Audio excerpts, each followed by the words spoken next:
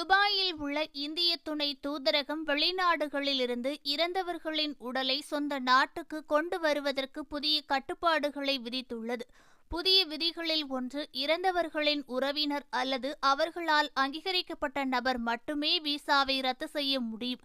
இந்த செயல்முறையின் ஒரு பகுதியாக அவர் ஆவணங்களில் கையெழுத்திட வேண்டும்.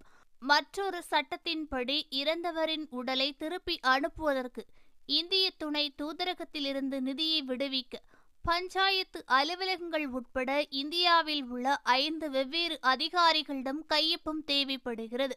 உடலை சொந்த நாட்டுக்கு கொண்டு செல்வது தொடர்பாக சில முகவர் குடும்பங்களிடம் இருந்து பெரும் தொகையை வசூலிப்பதாக எழுந்த புகாரின் பின்னணியில் இந்த முடிவு எடுக்கப்பட்டுள்ளதாக தூதரகமானது ஊடகங்களுக்கு அளித்த அறிவிப்பில் கூறியுள்ளது.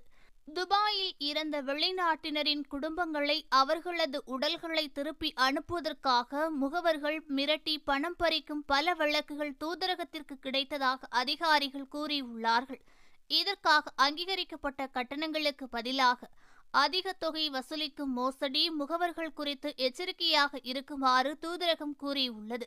இறந்தவர்களின் குடும்பங்கள் மற்றும் அங்கீகரிக்கப்பட்ட நபர்கள் மட்டுமே செயல்முறையை முடிக்க அனுமதிக்கப்படுவார்கள் என்றும், இது தொடர்பாக வெளிப்படைத்தன்மையை உறுதிப்படுத்த தூதரகம் முழுமையாக உறுதியளித்து அந்த அறிக்கையில் கூறியுள்ளது.